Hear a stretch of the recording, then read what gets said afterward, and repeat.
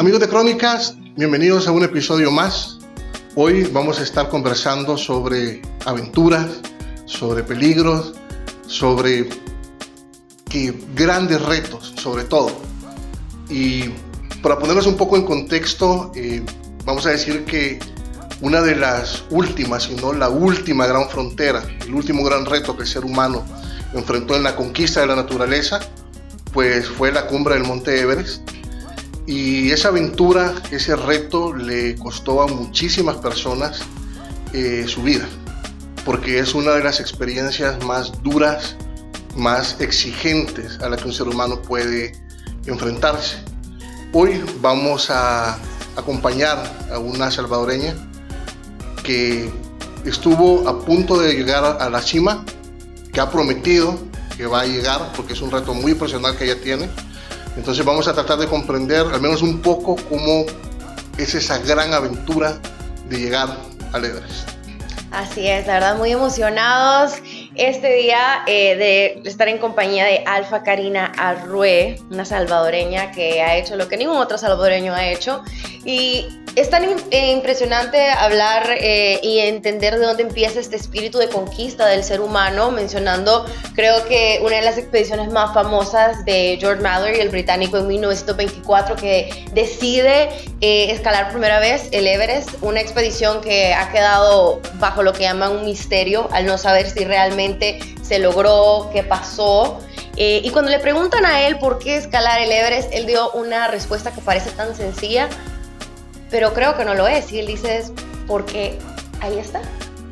Entonces este día queremos conocer de primera mano de Alfa Karina Arrué un poco acerca de lo que lleva, cómo lleva esa motivación, ese espíritu de conquista por hacer algo tan impresionante como es escalar el Monte Everest. Así que le vamos a dar la bienvenida.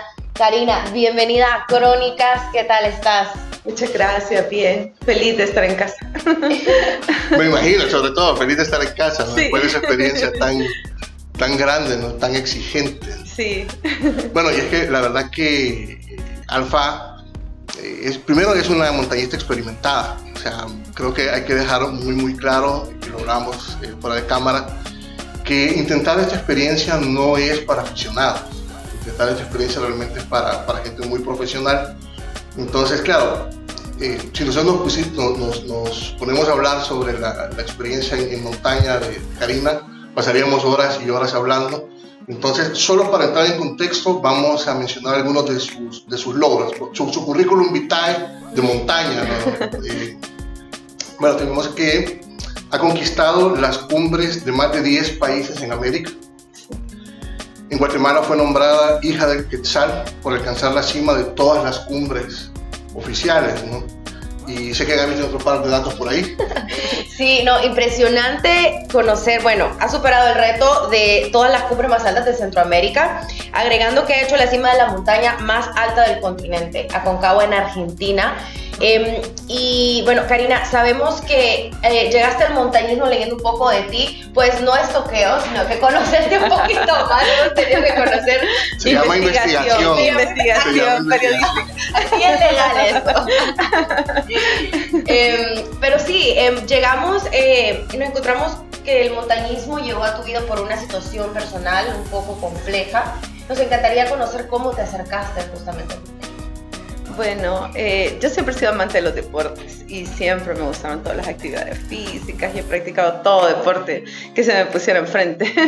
Entonces, pero personalmente estaba pasando por una depresión muy profunda, estaba atravesando mi divorcio, fue algo muy inesperado y me puso tan depresiva que dejé de salir a correr, dejé de ir a nadar, porque normalmente siempre corro, nado, voy al gimnasio, y estaba hasta enfermándome.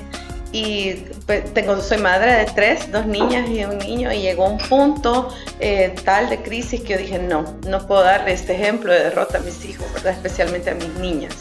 No puedo, entonces empecé otra vez. Recuerdo que el día que yo salí por primera vez a hacer ejercicio, que salí a correr, esa noche por primera vez pude dormir después de mucho tiempo que había pasado con insomnio, mi salud empezó a mejorar y empecé a buscar nuevamente actividades.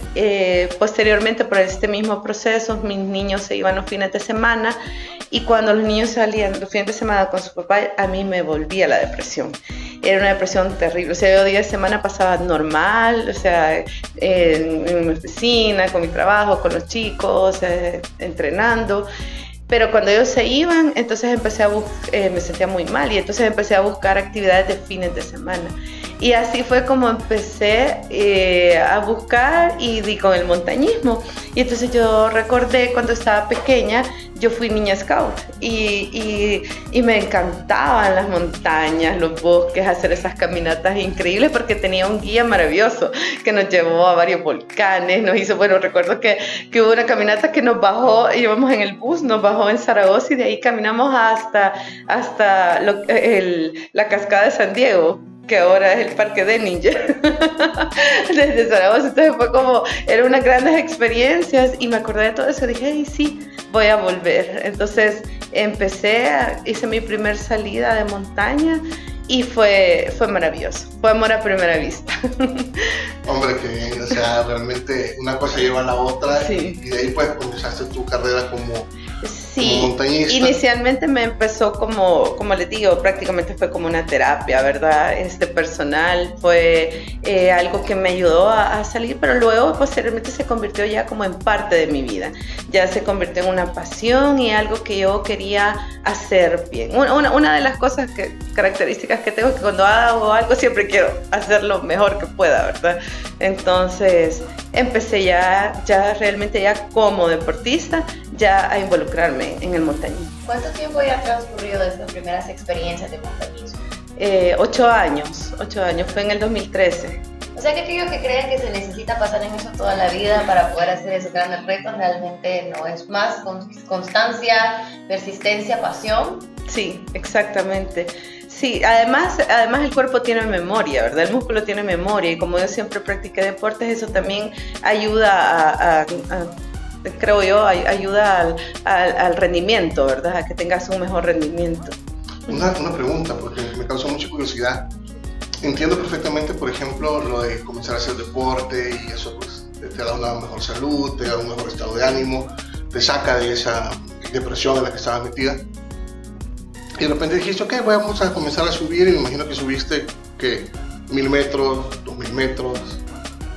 Pero ¿cuándo realmente comenzás a darte cuenta y decir, wow, estoy haciendo cosas que los demás no están haciendo? Estoy llegando a un 3000, a un 4000. O sea, realmente ¿cuándo te cae la noción de decir, soy montañista? Es que soy bien atrevida también. Entonces, por ejemplo, mi primer salida eran 3 montañas en un fin de semana. Entonces me dijeron, si quiere véngase, usted tiene buena condición, hace una y descansa mientras hacemos las otras. Hice las 3 e incluso llegué como 45 minutos antes que todos, incluso las mismas personas de la federación. Y todavía recuerdo que me molestaban, me decían, ¿y vos de dónde has salido, verdad? y de atrevida, la siguiente salida, mi segunda salida fue el volcán más alto de Centroamérica, que tiene 4220. Y subí y me tocó esperarlos 2 horas y media. O sea, llegué y yo pensé que me había perdido y estaba en el cráter del volcán y estuve ahí congelándome porque es súper frío hasta que llegó el siguiente y me dijeron, no, me dice, vos sos otra cosa. Y así fue como fueron mis inicios y ahí fue que me dijeron, no, vos sos súper buena en esto, dale con todo.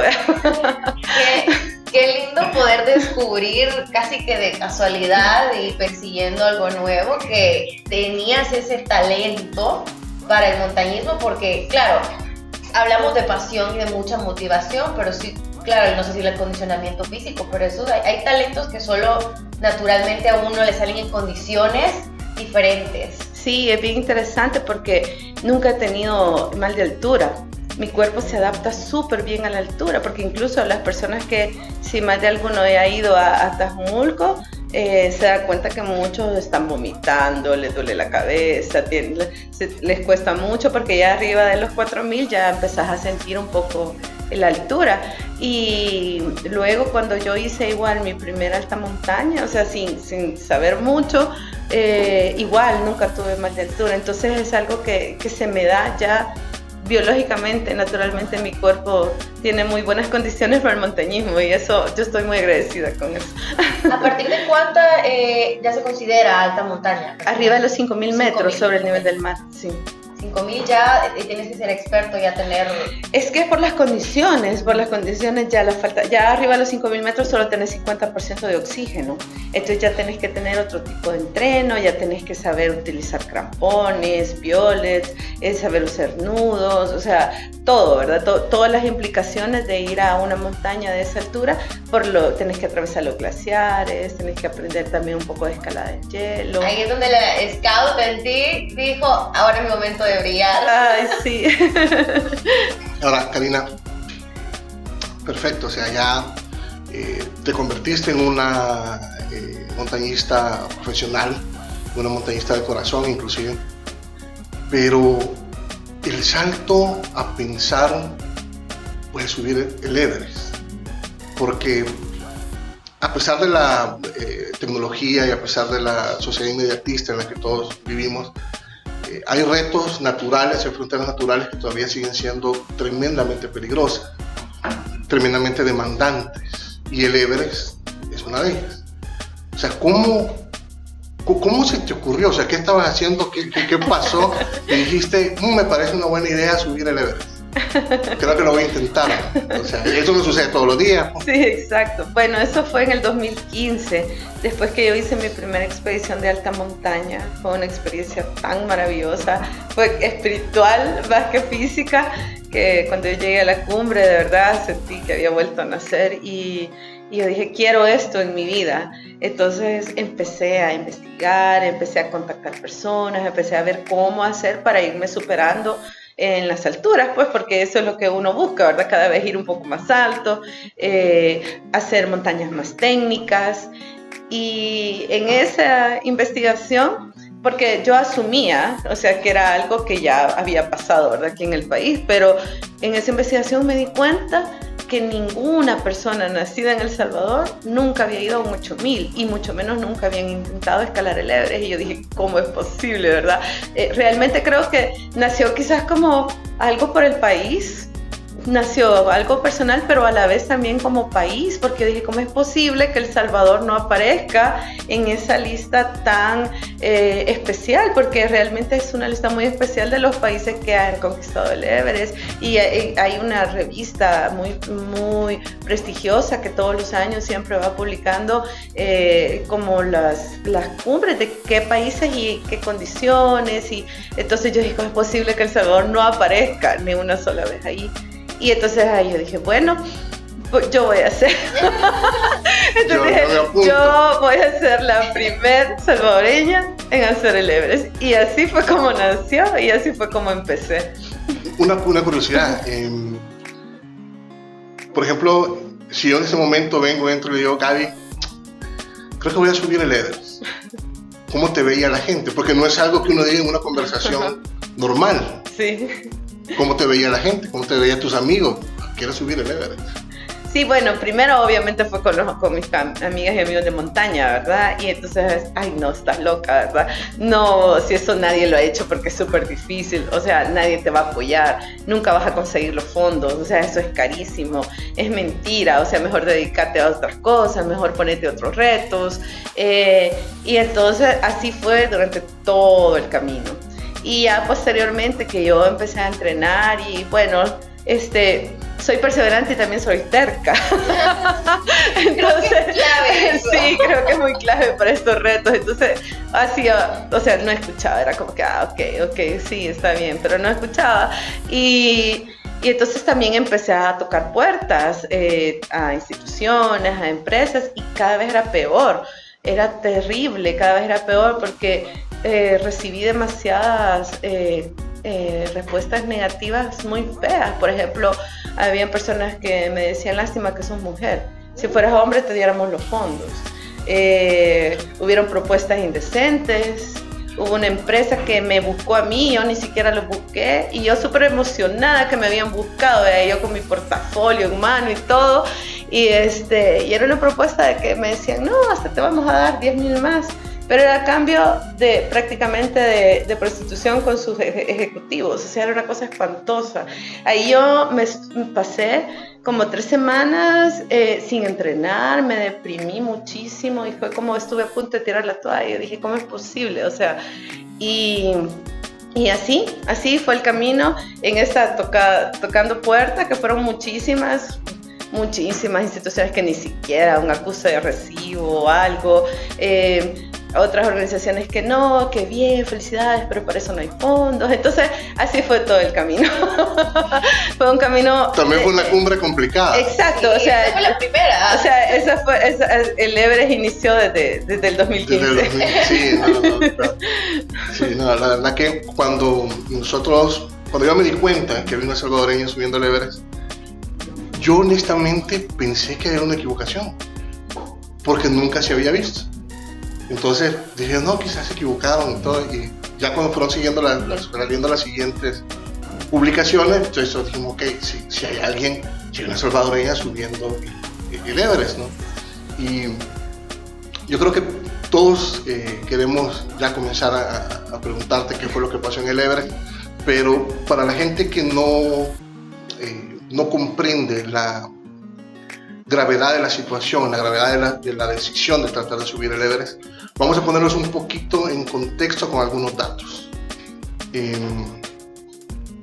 A ver, la altura oficial del monte Everest es de 8.849 metros. Eso ni siquiera me lo imagino. No, tenerla de frente la primera vez debe de ser algo impactante. No sé si incluso puede generar dudas el verlo la primera vez y decir, estoy a punto de hacer esto. Oficialmente el monte Everest es llamado así por Sir George Everest, un gran cartógrafo de la sociedad británica, que fue el que realmente logró por primera vez medir su altura. Y fue oficialmente conquistado en 1953 por el neozelandés Edmund Hillary y su Sherpa, que creo que también hay un paso, el paso Hillary, que fue nombrado en su honor. Sí. Entonces realmente vemos que 1953, o sea, estamos a 70 años de ese logro, 68 años de ese logro, es reciente, realmente es reciente. Entonces, y bueno, o sea, ¿qué otra sorpresa nos trae el Everest? Nos encantó el dato de pensar que hay una diferencia de 16 años entre la conquista del Everest y la llegada a la Luna. Así de cerca están esas hazañas realmente, y es lo que mencionábamos al inicio, ese espíritu de conquista del ser humano, de querer conquistar todo lo que hay a su alrededor, y el Everest definitivamente creo que es un reto no solo físico, sino psicológico, y vamos a entrar un poquito más en eso. Es un reto a la mente humana, creo que las limitaciones mismas de la mente humana, en un montón de aspectos. Antes de comenzar podíamos conversar un poco sobre ello, y creo que es donde más dudas le genera al público, entender esa preparación y lo vivido, y también lo que se trae de regreso, porque no me imagino que Karina debe de ser la misma desde que regresó. Y bueno, solo 4.000 personas han llegado a la cima de la montaña a partir de 1953, que fue la primera vez que se pudo comprobar que se llegó a la cima. Conociendo todo esto, conociendo un poco cómo decides subir al Everest, teniendo en cuenta todo este riesgo, ¿cómo te preparaste? Hemos hablado ya un poco de tu portafolio, de lo que tú has hecho, Karina, pero ya en sí, desde el momento que dices, sí, lo voy a hacer, ¿cuál fue la primera y las siguientes acciones a tomar para poder prepararte para este reto de vida? Sí, primero, como acá no hay ninguna referencia, ¿verdad? De alguien que pudiera entrenarme, alguien que pudiera darme consejos, lo primero fue contactarme con amigos de Guatemala, que ellos igual me contactaron con amigos de Ecuador, que ellos tienen una gran experiencia en Everest, con un médico deportista que es montañista en Chile, y así con muchas personas que han tenido experiencias. Y también en este camino de entrenos y todo, también conocí, por ejemplo, a una querida amiga, Eva de México, que ella fue la 7ª mujer en hacer Everest, Bárbara Padilla de Guatemala, que fue la 2ª mujer en hacer Everest. Entonces todos ellos empezaron a darme consejos, viejos empezaron a mandarme planes de entreno, empecé a hacer las expediciones de alta montaña. Por ejemplo, recuerdo que después de haber decidido, mi primer gran expedición fue a los Andes, a la Cordillera Blanca en Perú, y estuve un mes. Ahí aprendí por primera vez en mi vida a escalar en hielo. Conocí las grietas, aprendí a atravesar esas cosas espantosas. Para los que solo nos están escuchando, me encantaría que pudieran compartir las expresiones, de verdad, de hablar de grietas, porque vamos a contarles un poco más increíble. Sí, porque son esas rajaduras, ¿verdad? De la tierra que empieza el color blanco, después azul, después negro y no tienen fondo, ¿verdad? O sea, son miles y miles de metros de profundidad. Aprendí también a atravesar seracs, que son estos pasos que solo te cabe la bota, ¿verdad? Y tenés abismo a ambos lados, puentes de hielo igual naturales, puentes de hielo transparente que tenés que atravesarlos y con un gran abismo, ¿verdad? Entonces aprendes todo eso, todo lo relacionado a los nudos para asegurarte, las autocontenciones, bueno, todo eso. Y posteriormente fui programando expediciones. Prácticamente México se ha vuelto como mi cancha de entreno porque es el lugar más cercano donde hay montañas de 5,000 y es el más económico también, ¿verdad? Porque viajar a Sudamérica es muy caro para nosotros en El Salvador. Entonces luego posteriormente hice también expedición a Colombia. Toda expedición ha sido totalmente planeada y con un objetivo en específico. Por ejemplo, en Colombia igual, aprender cosas que no había aprendido en Perú. Igual expedición a Ecuador, que fue uno de los grandes entrenos, porque me hicieron un entreno específico de personas que ya han ido a Everest. Entonces fue un entreno maravillosísimo. Para que tengan una idea, uno escala una montaña de 5,000 metros y tenés que descansar un par de semanas para que tu cuerpo se recupere. En el entreno con ellos escalé 9 montañas seguidas, arriba de los 5,000 metros hasta la más alta, que es Chimborazo, sin parar, sin dormir más que 2-3 horas cada día. Y justamente eso es lo que se vive en Everest, pero no durante 9 días, sino que durante 45 días seguidos. O sea, sin parar, no parás, no te detenés, subís todos los días jornadas de 10, 14 horas, sin comer, sin tomar una gota de agua. Entonces es un agotamiento increíble, gastás de 15,000 a 20,000 calorías cada día. Entonces tenés que tener una gran fortaleza, no solo física, sino que mental. En alta montaña, el éxito de alta montaña es el 70% psicológico. Karina, dice que detrás de la barrera pues todos somos toreros y ya no es lo mismo que meterse a la arena y comenzar a mover el capó al toro. Ok, tú entrenaste, fuiste, pero tiene que llegar un momento en que dijiste, ok, ya entrené, ya lo sé, ya el único paso siguiente que me queda es ir al Everest. O sea, ya tenías que encarar definitivamente el reto. Pero todo el mundo que se acerca a la historia del Everest sabe que no solo es peligroso, es mortal. ¿Qué decía tu familia? ¿Qué decían tus hijos? ¿Qué decían tus amigos? Porque había una gran probabilidad de que no regresaras. Claro, y bueno, y no solo eso, porque a mí lo único que me detenía era el dinero, porque ya en el 2018 yo ya estaba preparada. Yo si hubiera tenido el dinero en el 2018 hubiera ido en ese año, pero sí, bueno, tan preparada que yo hice mi testamento para dejar las cosas legales preparadas. Hay un seguro específico, ¿verdad?, que se paga, que es específico solo para el Everest. Hay un seguro médico específico, un seguro de rescate específico. Toda mi familia, esto fue un proceso. Con toda mi familia, fue un proceso del primero es como no, hasta después poco a poco es ok, está bien, o sea, ya vimos que no hay marcha atrás y entonces mejor te apoyamos, ¿verdad? Mi mamá me decía, yo oro para que no te salga el dinero, me decía, y no vayas, y ya después era como ok, hoy voy a orar para que Dios te proteja, ¿verdad? Ajá, y con mis hijas específicamente, el chiquito tiene 10 años ahora, pero en todo ese proceso estaba desde chiquitito chiquito, ¿verdad? 5 años, 4 años. Él siempre ha querido andar conmigo en las montañas, siempre lo he llevado, pero no a los entrenos, obviamente, ¿verdad?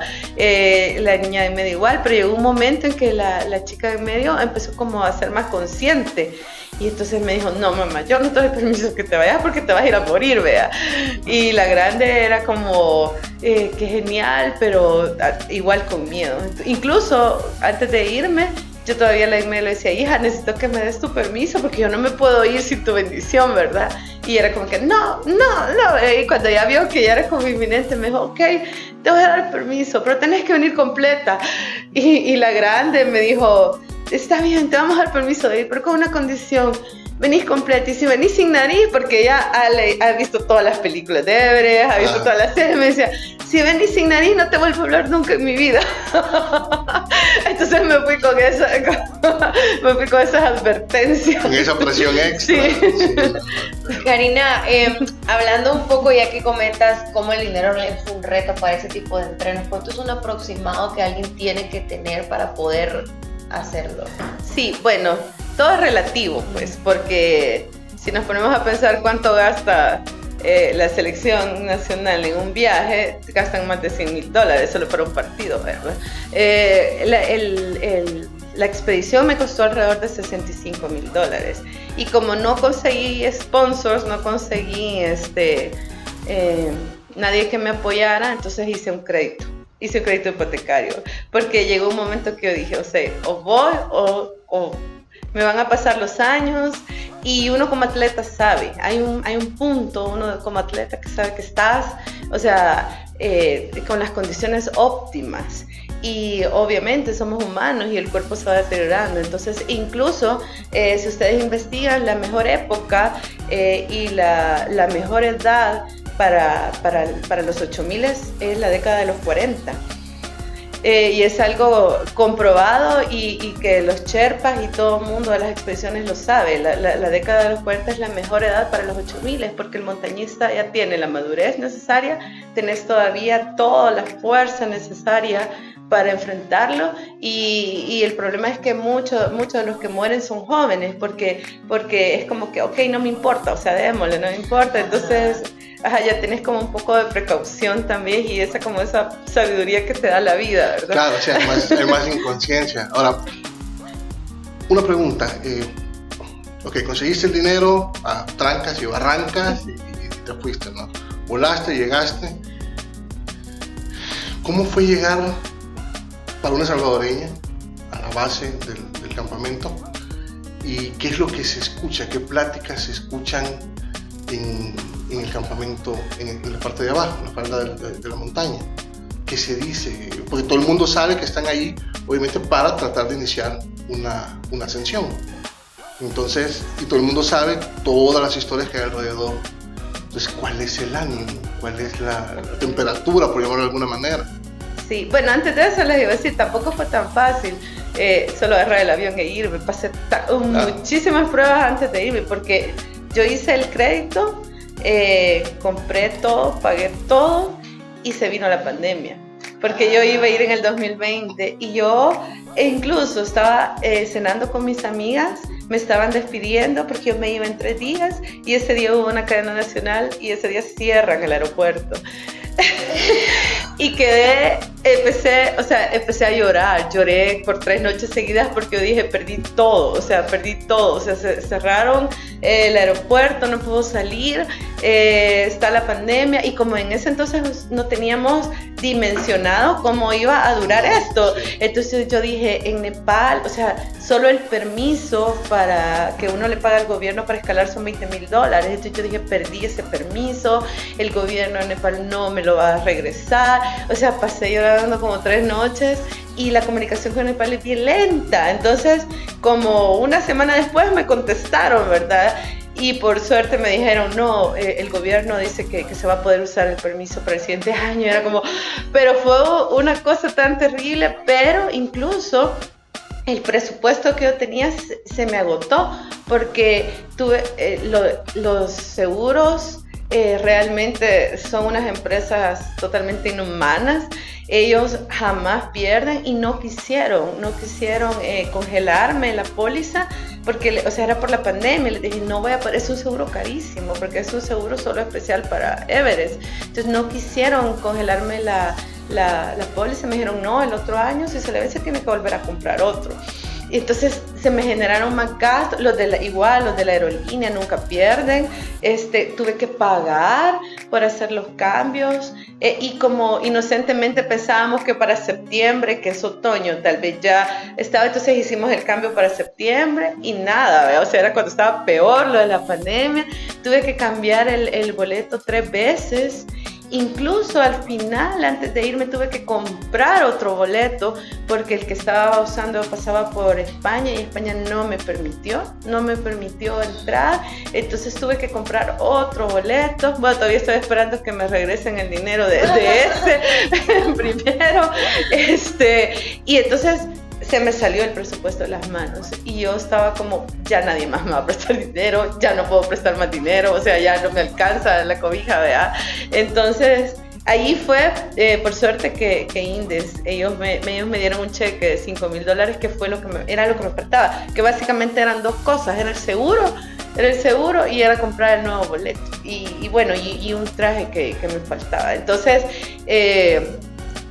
fue toda una odisea, incluso antes de tomar ese avión, aparte de todos los años que ya había pasado con esa odisea. Entonces sí, llegas al campo base y no es así de fácil que solo llegas, sino que tuve que hacer una cuarentena en el hotel, luego ya tenía que hacerme la prueba de COVID, ya cuando te sale negativa teníamos que ir a pedir el permiso a las oficinas de gobierno, ya con los permisos, entonces ya se hace un vuelo de Katmandú a Lukla, que los invito a que vean cómo es el aeropuerto de Lukla. Es uno de los aeropuertos más peligrosos del mundo. Entonces es como, ok, si no me muero en el aeropuerto, vamos a empezar la subida al Everest, ¿verdad? Entonces empezás a 2,800. A esa altura está Lukla y entonces son alrededor de 10 días caminando hasta llegar al campo base. Entonces cada día vas aumentando la altura, incluso hay días que subís y volvés a bajar un poco a otra aldea, luego volvés a subir y volvés a bajar y vas así todo caminado, todo cargando tu equipo, ¿verdad? Entonces todo eso es solo para llegar al campo base. ¿Cuántas libras más o menos de equipo llevan ustedes en su espalda? Ya en la escalada, ya en el Everest, prácticamente 45 libras, de 45 a 50 libras, con todo el equipo, ¿verdad? Porque solo los trajes que he puesto pesan alrededor de 20-25 libras. Entonces, luego cuando finalmente llegas al campo base, es una cosa tan hermosísima y maravillosa porque a partir de Timboche, que es una vía, empezás a ver la puntita de Everest, ¿verdad? Y es una gran emoción, ¿verdad? Cuando lo ves por primera vez, que Everest es el nombre que se conoce en el occidente, pero el nombre de Everest es Sagarmatha en nepalí, que significa madre creadora del universo, porque para ellos es la diosa madre. Entonces es la montaña más sagrada que ellos tienen. Todas sus montañas son sagradas, pero Everest es como la principal, ¿verdad? La diosa principal. Entonces para ellos subir el Everest es como decir una oración, ¿verdad? Y bueno, y entre los compañeros de la expedición es súper bonito e interesante escuchar cómo todos tenemos ese mismo anhelo y todos tenemos ese mismo sueño.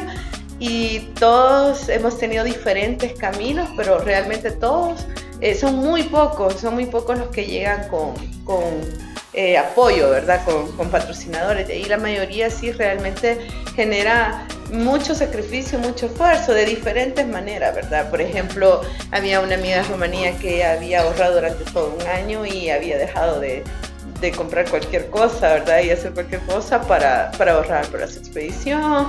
Por ejemplo, Leo, yo hice eso desde que empecé el montañismo. No salgo a comer, no me compro nada para poder ahorrar para las expediciones. Entonces, pero sí es muy interesante y todos sabemos el riesgo que se corre. y realmente todos están aptos psicológicamente, o hay algunos que en el camino se quiebran psicológicamente al ver cada vez más cerca de ellos lo que representa el Everest, que es una posible muerte.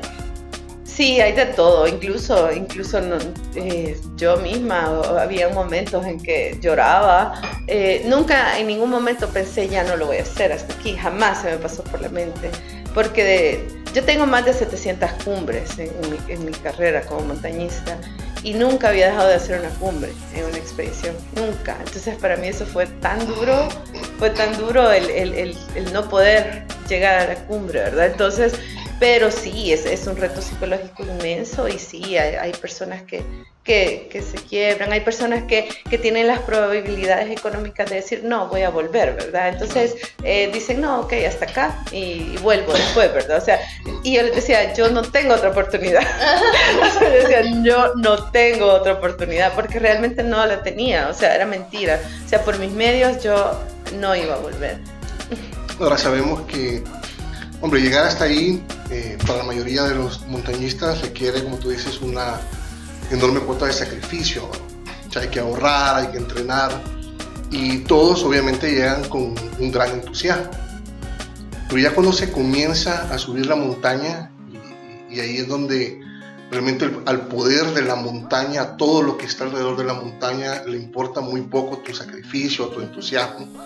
Entonces comienzan a subir y hay un encuentro de cara, hay un encuentro de choque realmente con la muerte, porque es una montaña poderosísima, es una montaña indomable.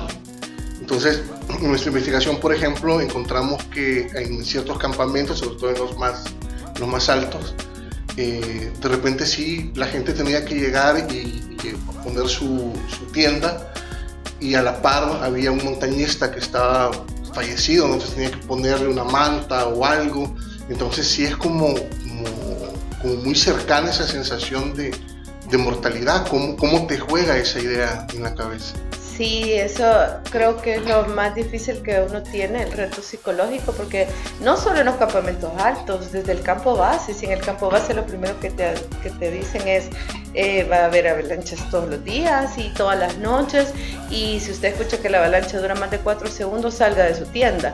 O sea, y todas las noches habían avalanchas, entonces tú estás con la muerte a la par todos los días, y ya, por ejemplo, atravesar Khumbu es como una ruleta rusa. Si estás ahí y hay un derrumbe, porque hay derrumbes todos los días, se mueve todos los días. Si estás ahí y pasa algo, todos los días había rescates en Khumbu. O sea, son cosas que no se dicen, pero todos los días cuando nosotros veíamos helicópteros que iban sobrevolando Khumbu, sabíamos que eran rescates, porque todos los días se mueven. Entonces era la súplica de que cuando estuvieras ahí no te pasara nada, ¿verdad?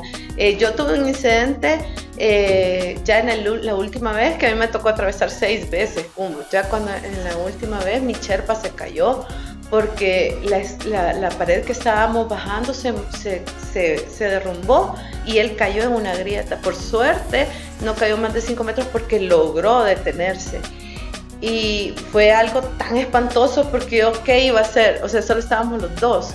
Y que había una gran nevada, yo decía, ¿qué iba a hacer yo para rescatarlo? O sea, son situaciones tan tremendas, y la vida y la muerte, esa línea es tan delgada en Everest que cualquier descuido, por ejemplo, hay un valle que se llama el Valle del Silencio, que se ve una colina muy bonita, y yo pensé que se llamaba el Valle del Silencio por cómo se veía, pero no, se llama el Valle del Silencio porque vos tenés que ir tan concentrado, porque el camino solo cabe en tus botas, todo lo demás se ve nieve, pero todo lo demás son cavernas cubiertas por nieve, entonces no podés salirte del camino, y lo único que te lo distingue son las líneas, las huellas. Entonces tenés que ir viendo dónde están las huellas, y a veces caen nevadas. Incluso uno de los Sherpas que murió esta temporada fue por eso. Iba en ese camino y había una nevada y se habían borrado las huellas. Él se movió quizás medio metro y cayó en una grieta 30 metros. Entonces todo, o sea, absolutamente todo el terreno de Everest es mortal. Por ejemplo, la cara de Lhotse es una pared de 1200 metros de hielo que tenés que escalar. Y te llegas a caer de ahí, nadie te va, o sea, todo es mortal. El campo 3, la inclinación del campo 3 es de 70 grados. Tus tiendas, aunque los chepas tratan de ser una pequeña terraza, o sea, tu tienda queda así y estás al abismo. O sea, entonces todo es mortal ahí. Entonces estás con eso desde que llegas, desde el momento que tú te instalas al campo base. La gente me dice, cuando oigo campo base me imagino que era como que, ay, qué chivo, voy a estar de campamento, pero no. O sea, todo momento en esa expedición es estar enfrentando el miedo y estar enfrentando la muerte cada día. Y tenés que tener esa fortaleza psicológica de aceptarlo y seguir y no de fallecer. Cuando estás en el proceso de la preparación física, como nos comentabas desde el inicio, que es bueno entender qué cantidad de montañas tengo que haber subido, entender alturas, entrenamientos que nos comentabas, pero ¿hay alguien que te da un tip de cómo prepararte psicológicamente o el simple hecho de pasar? Bueno, no es nada simple seguramente, pero el hecho de pasar por ese entrenamiento es lo que te prepara o en el momento los recursos personales de cada quien es lo que lo salva. Pues la idea es, para eso son los entrenos, ¿verdad? Entonces, por ejemplo, hacemos entrenos también de varios días sin dormir, porque como cuando no dormís la mente se debilita un montón. Entonces hacemos entrenos de 3, por ejemplo, empezar viernes, terminar domingo sin parar, solo para comer y no dormir, y eso te genera también una fortaleza a seguir adelante a pesar del cansancio, a pesar de que ya tu cuerpo no puede, tu mente te dice ya no, entonces ir luchando contra eso. Así son los entrenos que te van fortaleciendo la mente, y obviamente hacer estas expediciones a lugares muy técnicos, ¿verdad? Porque yo recuerdo, si la primera vez que estaba haciendo estas expediciones, por ejemplo, tenía que saltar una grieta, pero enfrente de la grieta había una pared. Entonces tenía que saltar y engancharme con los pioles de la pared. Y si yo no me enganchaba bien, caía en el abismo. Entonces, es una cosa, yo me acuerdo que yo enganchaba en la pared y yo lloraba. Yo decía, ¿qué estoy haciendo aquí? Entonces, y todos esos entrenos te van fortaleciendo, pues, o sea. De las cosas que más nos impactaron mientras preparamos la entrevista fue la necesidad de repente de los montañistas, sobre todo de los que toman la ruta sur, de tener que guiarse o de tener como puntos de referencia algunos montañistas que habían quedado atrapados y que sus cuerpos están ahí en el Everest. Para poner, por ejemplo, el caso de Peter Boorman. Él murió en el 92 y fue reconocido 10 años después por la ropa que llevaba puesta. Hay uno que nos llamó muchísimo la atención, que le llaman el saludador, que es un tipo que está de espaldas. ¿Qué se siente cuando uno va subiendo y uno dice, esa persona o ese cuerpo que está ahí, ¿no? Subió con el mismo entusiasmo, con las mismas ideas, con las mismas metas con las que yo estoy subiendo, y ves que están ahí? O sea, ¿cómo te golpea eso? ¿Cómo te cae ese impacto?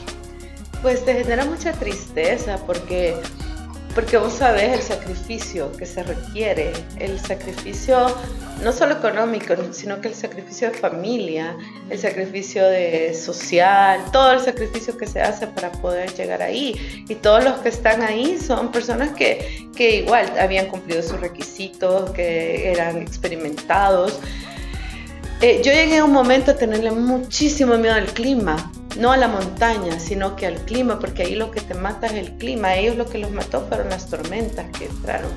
Y a mí, cuando me atrapó la tormenta, no sé si se dieron cuenta, yo estaba subiendo esta cara del Lhotse, me faltaban como 300 metros de escalada en hielo, estaba colgada de una cuerda literal, subiendo una pared, y entra la tormenta, o sea, y yo no sé si han visto la película Everest. Cuando entra la tormenta, y así, igualitito, literal, o sea, llega, te golpea y la temperatura baja en cuestión de 5 minutos, 10 grados, es horrible. Y yo recuerdo que se me bajaba el buff por el viento tan fuerte y mi nariz estaba azul totalmente y mi cara azul y yo decía, por Dios, voy a perder la cara, vea. Y recuerdo que me detuve un momento para cambiarme los guantes, ponerme los guantes de cumbre, porque ahí estábamos como a 7.100 metros sobre el nivel del mar. Entonces ya llevas el equipamiento para esas alturas, ¿verdad? Entonces el Sherpa se enojó muchísimo conmigo y me gritó, porque como casi no se escucha, ¿verdad? Entonces me acuerdo que me gritó y me dijo, si te vuelves a detener, nos vamos a morir congelados. O sea, literal, si uno se queda sin moverse, te morís, te congelás. Entonces ahí a mí eso me generó tanto miedo y la adrenalina, el esfuerzo. O sea, imagínate, voy subiendo la fuerza de mi cuerpo en una cuerda, en una pared. Y todavía esa pared, para terminar de ser la más bonita, la última parte de la pared es una panza. Entonces todavía tenés que subir esa panza escalando el hielo. Entonces ahí yo recuerdo que esa noche lloraba de miedo porque los vientos eran tan fuertes y, como les cuento, el campo es así. Entonces yo decía, el viento va a botar las tiendas, o sea, nos vamos a ir al abismo. Entonces para mí, y después de eso, yo empecé a tenerle mucho miedo al clima. No a la montaña, sino que al clima. Y yo decía, por Dios, va a venir otra montaña. Y lastimosamente todo mi otro ascenso, mi segundo intento de cumbre, fue en mal tiempo, porque no tuvimos ventana de buen clima. Entonces los pronósticos del tiempo nos daban un día nada más de buen clima. Entonces dijimos, ok, subamos así con las tormentas, y cuando lleguemos al Collado Sur, el día siguiente va a haber buen clima. Pero lastimosamente no era así. Que me pareció, y fue una de las, creo que las primeras preguntas que me hice conversando junto con Joe, hablando de esta entrevista, y es si realmente, bueno, o tu preparación si te llevó al punto de ponerte en una misma posición en cuanto a soportar estas temperaturas, y el pensar que eres salvadoreña, vienes de un clima tropical de toda tu vida, y ponerte a la par de un ruso que viene de estar acostumbrado a un clima un poco, bueno, no igual, pero un poquito más parecido a lo que están viviendo ahí. ¿Eso consideras que fue un reto a superar en tu caso, Karina? Totalmente, es como, no sé, es como el 4 esfuerzos más, ¿verdad? Porque incluso el día que ninguno de nosotros hizo cumbre, una expedición muy grande de rusos hicieron cumbre con esos vientos tan terribles. O sea, ellos después yo hablando con ellos, ¿verdad? Porque yo me sentía súper mal. O sea, yo realmente me sentía devastada de no haber hecho cumbre. Y ellos me decían, nosotros vivimos a menos 60 grados, bajo cero, durante 8 meses al año. O sea, no puedes compararte, vos vivís a nivel del mar. O sea, ¿y cuánto es la temperatura más fría en tu país? Y les daba risa, ¿verdad? Cuando yo les decía, cuando baja a 17 grados todo el mundo está muriendo del frío, ¿verdad? Y todavía me acuerdo que me decía, no, chica, me decía, tú eres una héroe en tu país, me decía, tú, o sea, ¿cómo puedes compararte? No te puedes comparar. Incluso uno de ellos perdió las manos haciendo esa cumbre, se le congelaron las manos. Entonces, sí, o sea, los Sherpas saben, los Sherpas viven ahí, ellos conocen la montaña, y ellos no me permitieron seguir. O sea, ellos me dijeron, no, o sea, vas a morir, si no morís vas a bajar mutilada, o sea, vas a bajar sin dedos de manos, sin pies, sin cara, o sea. Y entonces yo en el momento estaba bien decepcionada, sumamente decepcionada, devastada. Lloré toda la bajada, lloré como 5 días sin parar. Pero ya después, digiriendo todo, realmente iba a ser como un suicidio subir con ese clima. Era un clima tan extremo que yo estuve expuesta como 20 minutos a ese clima mientras lograba quitarme los crampones y los Sherpas armaban la tienda, porque cuando llegamos al campo 4, que es la zona de la muerte, todo el campamento ya estaba destruido por el viento, ¿verdad? Después nos dimos cuenta que era un ciclón, ¿verdad?, que se había formado en la India. Entonces, mientras ellos 5 Sherpas lograron armar una tienda, cuando logré entrar, yo no soportaba el dolor de los pies y me dijeron, quítate las botas. Cuando abrí las botas, son 3 botas las que yo llevo, cuando abrí las botas y bajo el zipper, todo estaba hecho hielo ya, adentro de las botas. Ya, mis pies con 3 botas, con 4 pares de calcetines especiales para ese clima y todo lo tenía hecho hielo. Entonces, imagínense si yo hubiera subido con ese clima a la cumbre. Me faltaba poco, un poquito menos de 800 metros, pero eso en horas son alrededor de 15 horas, solo de subida y más las horas de la bajada. Entonces, sí, iba a ser, o sea, no iba a ser lógico, porque hacer la cumbre del Everest está hecha para hacerlo en ventana de buen clima, no está hecha para hacerlo en esas condiciones. ¿Cuánto tiempo es el que puedes permanecer en cumbre una vez se hace? No, en la cumbre menos de 10 minutos, pero en la zona de la muerte no puedes permanecer más de 24 horas. Se llama la zona de la muerte porque por la presión atmosférica y la falta de oxígeno, después de las 24 horas tu cuerpo se empieza a descomponer, aunque esté vivo, tu cuerpo se empieza a descomponer como un cadáver, entonces morís. Entonces por eso se llama la zona de la muerte. Leímos de varios casos de montañistas que muy parecido a lo que te sucedió a ti. Les faltaban unos pocos metros, la ventana ya se había ido, pero entraron en un estado como de euforia y dijeron no, o sea, yo subo. Inclusive vimos el caso de uno que se había tomado una foto y al final dejó la cámara ahí, el tipo nunca pudo bajar de la montaña. ¿No te pasó a ti esa euforia, no? Un momento en que dijiste, no importa, subo porque subo. Sí, claro, totalmente, porque imagínense, yo salí del campo 3 en la mañana del 22 de mayo, llegué a la zona de la muerte en la tarde, 10 horas después, al campo 4 sin tomar una gota de agua, sin comer absolutamente nada más que el desayuno, que solo me dio una media sopa. Y como todo estaba destruido, pasamos toda la noche hasta como a las 10 de la mañana del 23 de mayo y a esa hora yo no había tomado una gota de agua, no había comido, o sea, no tenía absolutamente nada de energía y yo me sentía fuerte y me sentía con ánimos porque estaba ahí y yo decía, tengo que subir, y le insistía al Sherpa y lo que me hizo detenerme fue cuando el Sherpa me dijo, vas a perder la nariz, me acordé de mi hija. Me acordé de Andrea y yo creo que tener esa ancla de mis hijos fue lo que me detuvo, porque conociéndome, si yo no hubiera tenido mis hijos, yo me hubiera ido, o sea, no me hubiera importado, incluso quizás me hubiera ido sin el Sherpa, conociéndome. Entonces esa ancla de tener a mis hijos creo que fue lo que me hizo entrar en razón. ¿Qué hubiera pasado si hubieras tomado la decisión contraria? O sea, tal vez hubiera llegado a la cumbre, igual, conociéndome como soy, tal vez hubiera llegado a la cumbre, pero no hubiera logrado bajar, porque ya llevaba 17 horas. O sea, yo llevaba en la zona de la muerte 17 horas. Y en la mañana, porque uno la hace en la noche, si hubiera habido una buena ventana de clima, llegamos en la tarde, comemos, nos hidratamos, dormimos un par de horas, y a las 9 de la noche se empieza la subida. Eran las 10 de la mañana el día siguiente. O sea, hubiera subido, tal vez, si no me quedo a mitad del camino, a la hora de bajar ya mi cuerpo ya hubiera estado empezando a descomponer, o sea, ya me hubiera muerto. Dentro de los casos complicados, dentro de las situaciones duras de la montaña, nos encontramos, por ejemplo, con la incapacidad a veces de poder ayudar a un compañero, sobre todo ya cuando se está en el límite de la zona de la muerte.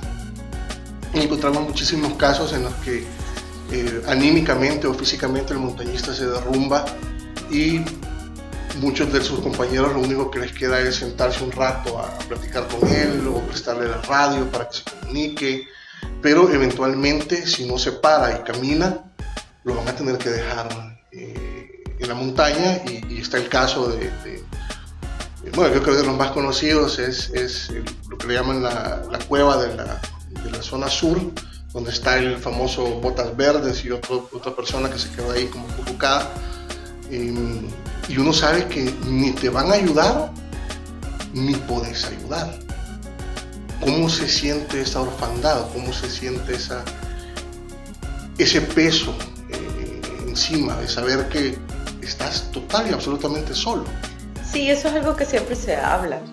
siempre se habla, incluso en el campo base nosotros lo hablábamos y decíamos, por favor no vayan a perder la cabeza, ¿vea? Si a alguno de nosotros nos pasa algo, ya saben que no pueden hacer nada, porque apenas puede uno con su propia vida, apenas puede uno con su propia vida, y por eso es que no se logran bajar los muertos. Pero incluso al día siguiente que había pasado la tormenta en el campo 3, que había pasado esa noche tan triste, iban bajando un cuerpo de un montañista que había muerto hace 3 temporadas. Entonces para mí también fue bien impactante, porque todo el camino de regreso íbamos a la par de él. Y entonces solo para bajar ese cuerpo hay un procedimiento especial, y son 10 charpas para bajar un cuerpo, porque imagínate, atravesar Khumbu con eso, atravesar o sea, es terrible, o sea, es un procedimiento terrible. Y eso que ya es un cadáver, pues, o sea, ya lo van arrastrando, porque lo meten como una vaina, o sea, lo van arrastrando, pues, pero es bien impactante. Sí, eso fue otra gran, para nosotros como impacto, el pensar hasta qué momento llega el compañerismo, pero creo que escuchándote realmente también se vuelve la decisión de dejar parte del compañerismo de la persona que ya no puede continuar, de decir, está bien, déjenme, yo entiendo que no hay nada que hacer, porque sí nos golpeó pensar el hecho de cómo tomar la decisión de dejar a esa persona con la que has pasado una experiencia tan transformadora y tener que decir, yo tengo que continuar mi camino y dejarte atrás, pero escuchándote sí es parte también de eso, que la otra persona vaya preparada con esa decisión. Sí, es algo que se habla, no es algo que pasa y ¿qué hacemos, verdad? No, es algo que se habla, que uno lo sabe desde el momento que toma la decisión, ¿verdad? Que va a emprender ese gran reto. Desde la expedición con la que subiste, ¿cuántos llegaron y cuánto les faltó lo mismo que a ti, tuvieron que tomar la decisión de regresar? Sí, todos estábamos juntos, bueno, de los 10 subimos 5 personas. 5 personas hicimos el intento. María, que la compañera que era de Rumanía, y yo hicimos 2 intentos. Los demás hicieron un intento. ¿Y todos están dispuestos a regresar? Yo creo que sí. Pero sí, con la más cercana, con María, sí hemos estado hablando y sí.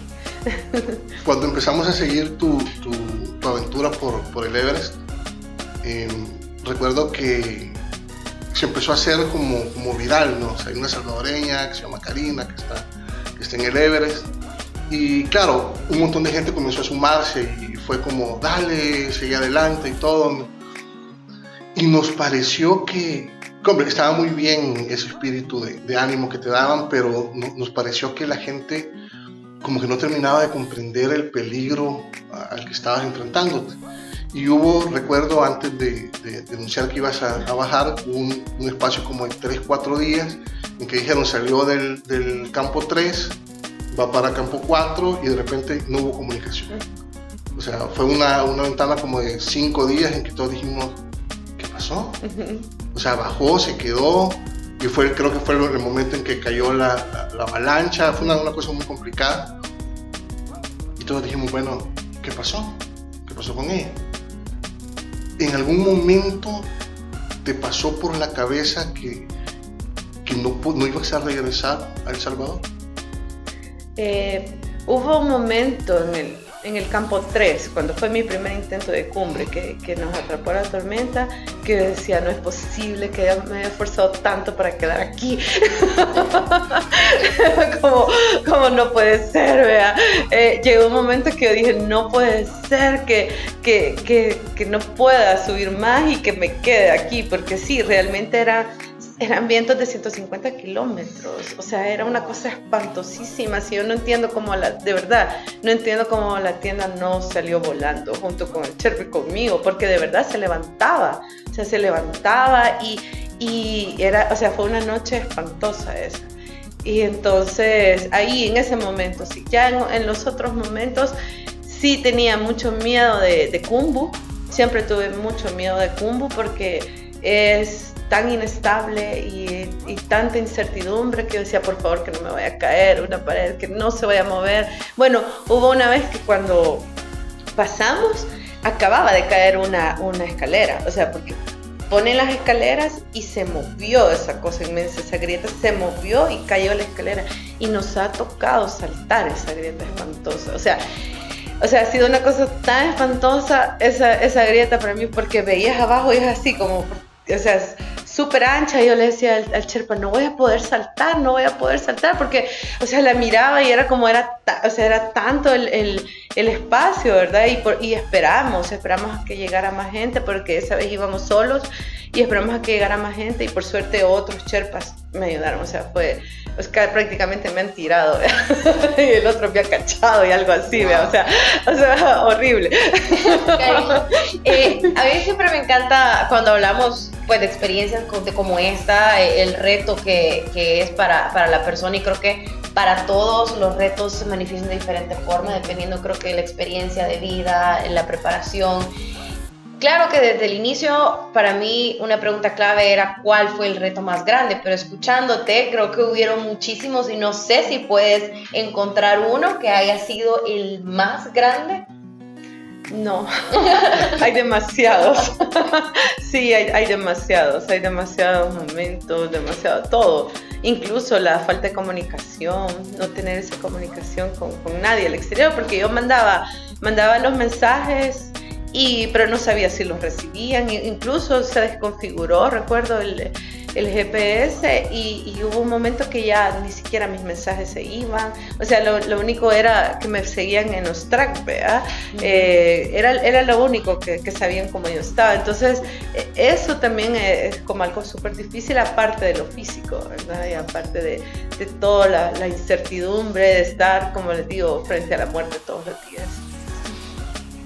Cuando te toca tomar la decisión de decir no voy a subir, aquí paro, ¿cómo la tomaste?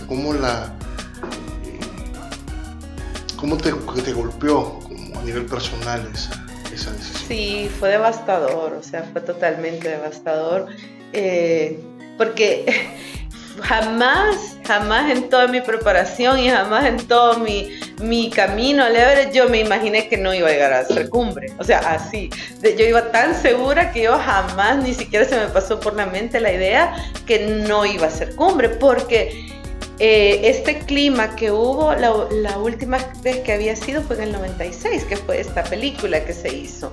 De ahí todos los años había habido ventana de buen clima, o sea, nunca había pasado que se formaran estas grandes tormentas en época, porque obviamente que sí se forman, pero no en época de cumbre, no en la época que supuestamente es la ventana de buen clima. Entonces, pues me golpeó durísimo el cambio climático, ¿verdad? Y yo solo recuerdo que cuando dije, ok, le dije a la montaña, gracias por dejarme llegar hasta acá, porque nosotros siempre le hablamos a la montaña, como montañistas para nosotros, o sea, ella nos permite llegar a la cumbre. O sea, las montañas nos permiten poder llegar a la cumbre y pues nos permiten regresar, porque mientras tanto le perteneces a la montaña, ¿verdad? Hasta que no salís de ahí. O sea, el éxito para un montañista es regresar a su casa. Entonces, perteneces a la montaña y la cumbre no es tuya hasta que estás en tu casa, ¿verdad? Entonces, yo solo le dije gracias por dejarme llegar hasta aquí y por favor dame la oportunidad de volver. Porque yo a ella, a Sagarmatha, hasta le he mandado cartas y todo, con amigos que han ido a los trekking de campo base. Hubo una amiga que fue y le dije, por favor, lo pones abajo de una piedra, vea, y así, ¿verdad? Entonces, eso fue lo que le dije, pero inmediatamente terminé de ese pensamiento y empecé a prepararme para bajar. Por Dios, no paraba de llorar. No paraba de llorar. Aliviada? No, para nada, o sea, he llorado como una niña chiquita todo el camino, y todos los montañistas que me encontraba, o sea, todos estábamos tan tristes porque todos veníamos igual, o sea, todos los que estuvimos ese día, ¿verdad? Veníamos igual con esa gran decepción, ¿verdad? ¿En algún momento sí pudiste reconocer el éxito que significaba llegar hasta donde llegaste?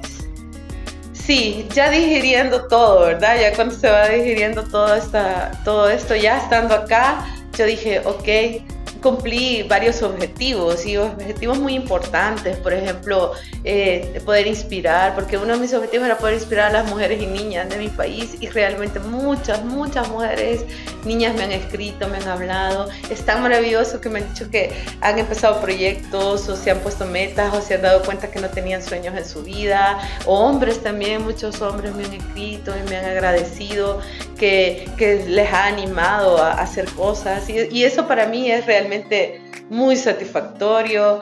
También el hecho de ser la persona salvadoreña, de haber llegado a lo más alto que ningún otro salvadoreño, porque lo más alto había sido el Aconcagua. Entonces, haber cumplido también ese reto de estar más arriba que cualquiera también es como, qué genial, ¿verdad? O sea, ahorita ya lo estoy digiriendo, lo estoy viendo. Y lo otro de que se conociera El Salvador, o sea, que se conociera El Salvador y que habemos montañistas y que se conociera de forma positiva, porque incluso han habido hasta reportajes de dónde quedaba El Salvador y todo, porque increíblemente en el aeropuerto de Lucla ni siquiera estaba inscrito El Salvador. Y me decía el oficial, así se escribe El Salvador. Y yo, sí, así se escribe, sí, ¿verdad? Sí, o sea, tuvieron que meterlo al sistema. No, sí, la verdad que es una experiencia increíble. De hecho, leímos en una entrevista que te hacían que dijiste literalmente que la experiencia te había cambiado, te había transformado. ¿Cómo te transformó esta experiencia? ¿Cómo te cambió la montaña? Sí, bueno, en general esa es una de las cosas que me fascinó a mí el montañismo, que la montaña te da tanto y te hace ver la vida de otra manera, con otra perspectiva, pero después de esta experiencia tan grande realmente soy otra persona. O sea, hay un antes y un después de Everest, y bueno, como deportista, pues un salto exponencial, ¿verdad? En mi carrera como montañista y mi experiencia como montañista, pero personalmente esa valoración de la vida, la valoración de lo importante, de los amigos, la familia, todo lo que realmente importa, es una valoración, siempre la he tenido, pero es como dimensionarlo de una manera muy diferente. La gran pregunta, creo que ya has respondido, pero tenemos que escucharlo. Karina, ¿vas a volver a intentarlo? Sí, pues como les digo, mi anhelo cuando le dije a la montaña fue, por favor, permíteme volver.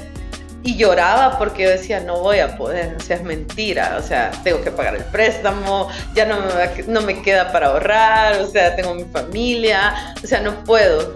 Y pues ahorita estoy feliz porque cuando vine al país, uno de los ofrecimientos de INDES cuando me recibió fue apoyarme para si volvía a intentarlo.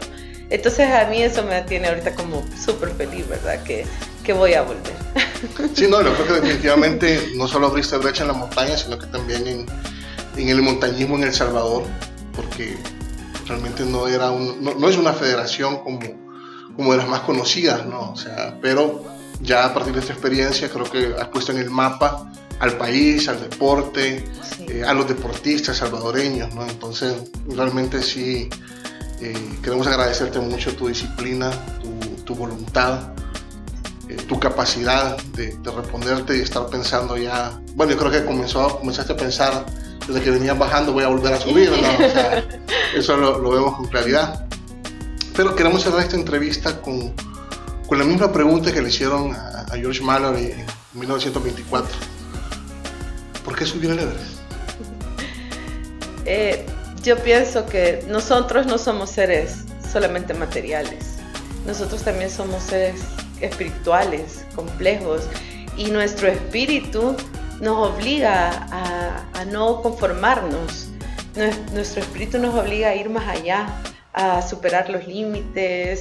Bueno, si no, la humanidad no hubiera evolucionado, si nosotros no tuviéramos esa capacidad de superar los límites, esa capacidad de ir más allá de lo que es lo material, lo que es las necesidades básicas. Entonces yo creo que es esa necesidad humana de poderte superar, esa necesidad del espíritu de ir más allá y esa dignidad que tenemos como humanos, que es lo que nos diferencia del resto de la creación, que somos seres de luz y que tenemos que hacer lo más que podamos. Bueno, la verdad que después de este cierre, ¿qué más hay que agregar? ¿Qué más podemos decir? Nada más que gracias, no, gracias. Sí, ha sido una entrevista bastante diferente. Nos ha dejado, creo que a todos, hasta un poco cortos de palabras, queriendo procesar tanta reflexión sobre la vida que nos has traído este día aquí a nuestro estudio de Crónicas, Karina. Muchísima inspiración, mucha motivación y sobre todo que, pues, para la próxima, todo el apoyo de Crónicas para ti, para esa preparación, para ese proceso. Muchísimas felicitaciones por todo lo que has logrado, que ha sido un éxito enorme, definitivamente. Creo que has logrado más de lo que creíste que ibas a lograr al poner El Salvador donde lo han puesto y superar los retos personales que fueron para ti todo ese proceso. Karina, gracias por brindarnos este tiempo. Gracias a ustedes. Sabemos que vas a regresar, sabemos que esa cumbre te está esperando y que la vas a conquistar. Y bueno, realmente ha sido una inspiración porque creo que todos tenemos un Everest que conquistar, ¿no? Se llama de diferentes formas para todos. Se llama de diferentes formas, pero bueno, ¿qué más? Gracias a todos por acompañarnos. Esta ha sido una entrevista muy especial, muy esperada sobre todo. Sí. La veníamos pensando desde que nos dimos cuenta. Gracias. Así es que bueno, gracias y nos vemos en una próxima edición de Crónicas El Salvador. Historia a historia.